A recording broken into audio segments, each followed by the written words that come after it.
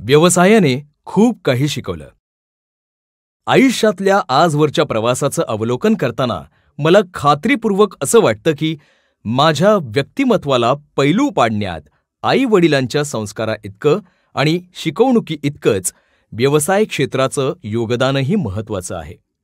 कधीकधी असाही गमतीशीर विचार मनात येतो की इयत्ता 12वी नंतर पुढे मुंबईत राहून वाणिज्य पदवीचं शिक्षण पूर्ण केलं असतं तर लगेच नोकरी मिळाली असती आणि आयुष्य काही वेगळंच घडलं असतं. कदाचित धनंजय दातार हा माणूस मसाला किंग न ठरता एखाद्या कंपनीत एव्हाना सेल्स मॅनेजर पदापर्यंत पोहोचला असता. बालपणीच्या गरिबीच्या कहाण्या मुलांना सांगत आणि धंदा करणं हे आपलं काम नव्हे हे त्यांच्या मनावर ठसवत एका नोकरदाराचा प्रवास सुरू राहिला असता. माझा व्यावसायिक बनण्याचा विचार मुळीच नव्हता. मला बाबांप्रमाणे दुबईत नोकरीला जायचं होतं, तेही झटपट श्रीमंत होण्यासाठी. माझी अभ्यासाची नावड आणि शालेय प्रगती बघता माझ्याबाबत आईबाबांचीही फार उच्च अपेक्षा नव्हती. मी किमान टर्नर, फिटर किंवा वायरमन होऊन काही कमवावं या हेतूने त्यांनी मला टेक्निकल स्कूलला घातलं होतं. मी 12वी पास झाल्यावर त्यांच्या अपेक्षेत थोडासा फरक पडला. मी सेल्समन होईन असं आईला वाटत होतं, तर मी पदवी घेऊन संधी मिळाल्यास सरकारी नोकरीत चिकटावं अशी बाबांची इच्छा होती. देवाची इच्छा मात्र वेगळीच होती. म्हणूनच व्यवसायाने नकळत आमच्या घरात प्रवेश केला. गणित, धंदा आणि माझे बाबा या तिन्ही गोष्टींमध्ये मला एक आश्चर्यकारक साम्य जाणवतं. हे तिघही कठोर परीक्षा घेणारे आणि विक्षिप्त शिक्षक होते. वरकरणी त्यांची रूपं घाबरवणारी होती. मी कंटाळून त्यांच्यापासून 4 हात लांब राहायला बघायचो.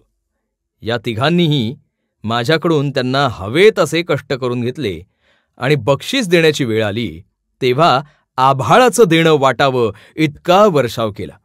बाबांनी माझ्याकडून भरपूर कष्ट करून घेतले आणि योग्य वेळ येताच फायद्यात चालणारं दुकान माझ्या हाती सोपवून निवृत्ती पत्करली.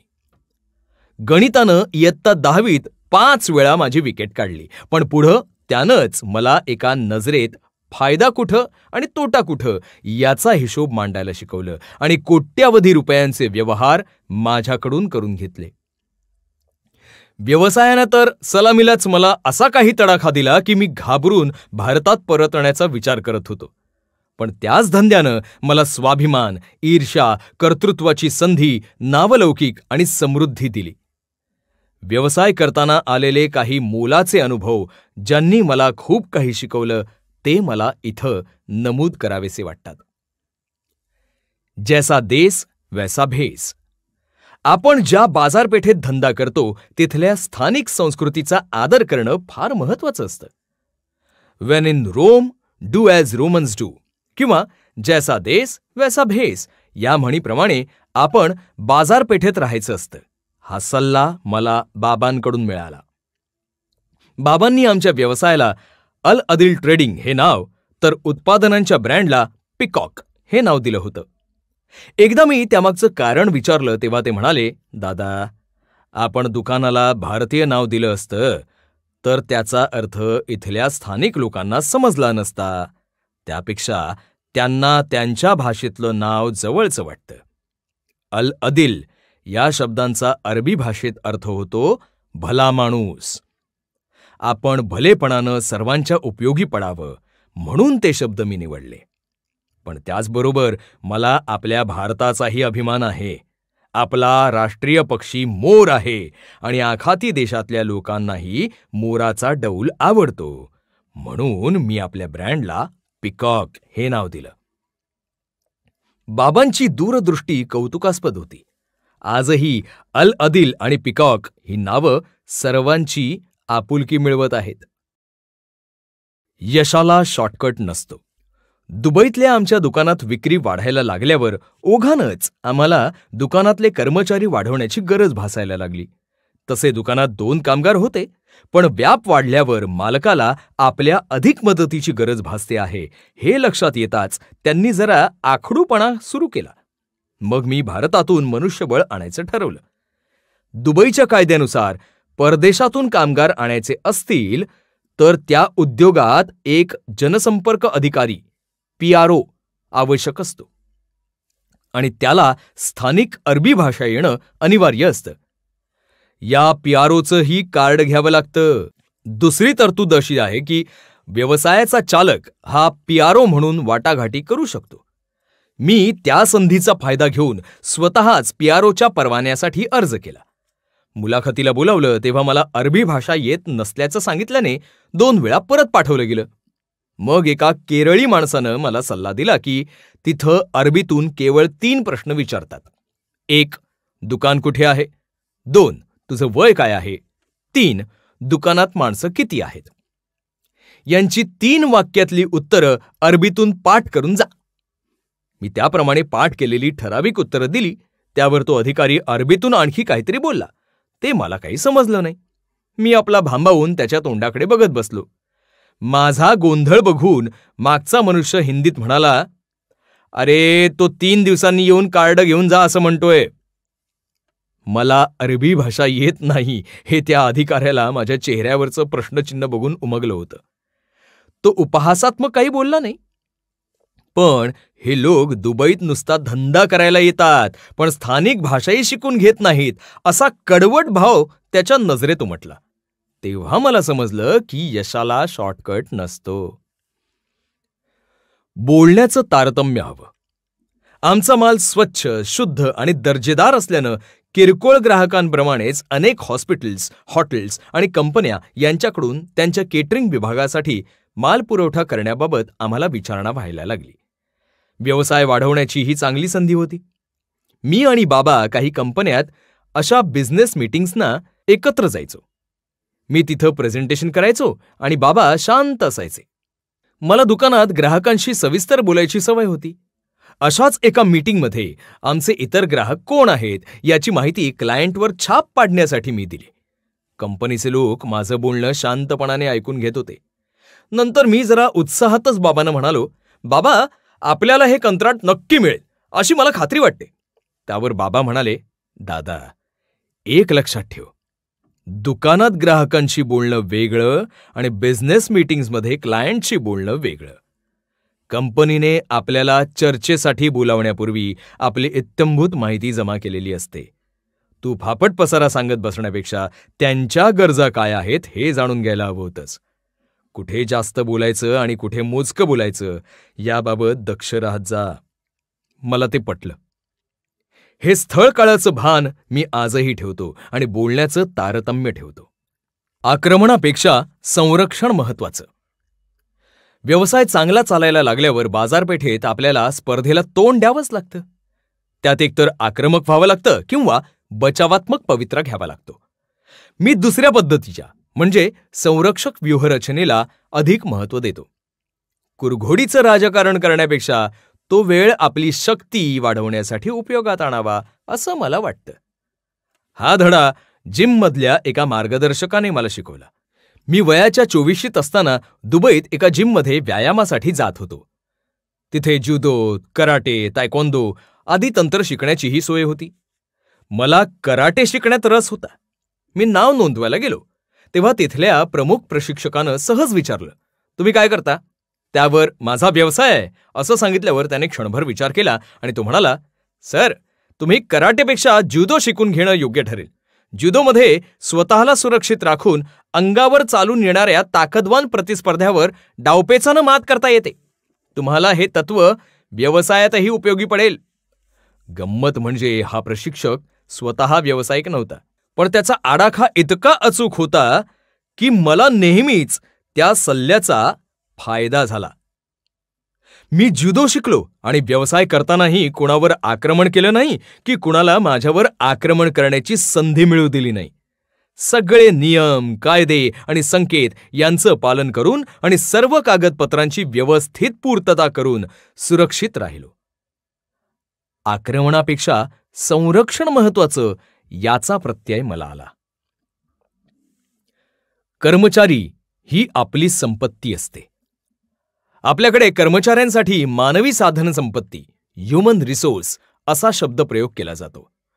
पुष्कळसे व्यावसायिक आपल्या कर्मचाऱ्यांना केवळ साधन मानतात, पण प्रत्यक्षात ती संपत्ती असते. कामसू आणि निष्ठावान कर्मचाऱ्यांमुळेच उद्योग पुढे जात असतो. आमच्या अल अदिल समूहाच्या यशात किंवा मला मिळालेल्या प्रतिष्ठेत माझ्या कर्मचाऱ्यांचा आणि त्यांच्या मेहनतीचा मोठा वाटा आहे, हे मी कृतज्ञतेनं नमूद करतो. दुकान वडिलांचं असलं तरी माझ्या कारकिर्दीची सुरुवात मी एक नोकर म्हणूनच केली होती. त्यामुळे मालक बनल्यावर माझ्या वागण्यात बदल झाला नाही. प्रामाणिकपणाने काम करा, ग्राहकांशी वाद घालू नका अथवा उर्मटपणाने बोलू नका, इतकंच मी माझ्या कर्मचाऱ्यांना सांगतो. प्रत्येकाला आपल्या प्रगतीचा विचार करण्याचा हक्क आहे असं मी मानतो. त्यामुळे माझ्या कंपनीतला एखादा कर्मचारी समोर येऊन सांगायला लागला की सर, दुसऱ्या कंपनीत मला जास्त पगारावर बोलवतायत, तर मी त्याला ती संधी सोडू नकोस असं आग्रहानं सांगतो. नियमांवर बोट ठेवून कर्मचाऱ्याला रोखणं, त्याच्या प्रगतीत अडथळा आणणं किंवा त्याचं न्याय्य देणं द्यायला विलंब लावणं हे प्रकार मला कधीही मंजूर नसतात. माझ्याकडे काम करून अन्यत्र गेलेले लोक आजही ओळख ठेवतात, भेटायला येतात आणि प्रेमाने नि आपुलकीने आपल्या प्रगतीविषयी सांगतात. त्यांच्या सदिच्छा हीच माझी कमाई आहे. कर्मचाऱ्यांची बाजू लक्षपूर्वक ऐकावी. आमच्या दुकानात एक फिलिपिनो मुलगी कॅशियर म्हणून काम करायची. ती प्रामाणिक आणि कामात दक्ष होती. दुबईत शुक्रवार हा साप्ताहिक सुट्टीचा दिवस असल्याने दुकानात खूप गर्दी असायची. एका शुक्रवारी अशाच गर्दीत कुणी एक व्यक्ती बिलिंग काउंटर पुढे उभी राहिली आणि तिने काउंटरवर थाप मारून या मुलीकडे काही चौकशी केली. ड्रॉवरमधून पैसे गायब झाल्याचं नंतर हिशोब जुळवताना त्या मुलीच्या लक्षात आलं. पण कुणी, कधी आणि कसे पैसे काढून घेतले हे तिला आठवेना. बरं, ती रक्कम तशी किरकोळ नव्हती. जवळपास 1,00,000 रुपये किमतीचे दिराम होते. दुकानातले सर्वजण तिच्याकडेच शंकेने बघायला लागले. ती बिचारी केविलवाणी होऊन घरी गेली आणि दुसऱ्या दिवशी आईला घेऊन आली. आपण निर्दोष असल्याचं ती परोपरीने सांगत होती आणि आमचे मनुष्यबळ व्यवस्थापक, HR मॅनेजर त्यावर विश्वास ठेवायला तयार नव्हते. तिच्या आईने हताश होऊन गहाळ झालेली रक्कम भरून देण्याची तयारी दाखवली. त्यावर त्या व्यवस्थापक महाशयांनी टिप्पणी केली की पैसे लंपास केल्याचं उघडकीला येईल म्हणून आता परत देण्याचा आव आणतीये. या आरोपाने ती मुलगी संतापली. तिच्या स्वाभिमानाला जबरदस्त ठेच बसली. तिनं आमच्या कंपनीविरुद्धात कोर्टात धाव घेतली. कायद्यानुसार मालक म्हणून मला न्यायालयात उभं राहावं लागलं. आयुष्यात कोर्टाची पायरी चढण्याचा माझा हा पहिलाच प्रसंग. हा वाद दोन्ही पक्षांनी आपापसात चर्चेनं, सामंजस्यानं मिटवावा असा निर्णय याचिका केल्यावर कोर्टानं दिला. मग मी स्वतःच त्या प्रकरणात लक्ष घातलं. ती मुलगी आणि आमचे व्यवस्थापक यांना समोर बोलावून बाजू मांडायला सांगितली. मुलीनं जसं घडलं होतं तसं सांगितलं. पण आमचे व्यवस्थापक मात्र स्वतःची बाजू मांडताना अडखळायला लागले. त्यांना प्रश्नांची सुसंगत उत्तरं देता येईनात. ती मुलगी खरं बोलत असल्याचं तिथेच माझ्या लक्षात आलं. दरम्यान नजरबंदी, हिप्नोटाईज करून पैसे लंपास करण्याचे आणखीही 2 प्रकार अन्यत्र घडले होते. मी कंपनीच्या वतीने त्या मुलीची तत्क्षणी माफी मागितली आणि व्यवस्थापकांना खोटं बोलण्याची शिक्षा म्हणून त्यांचे अधिकार कमी केले.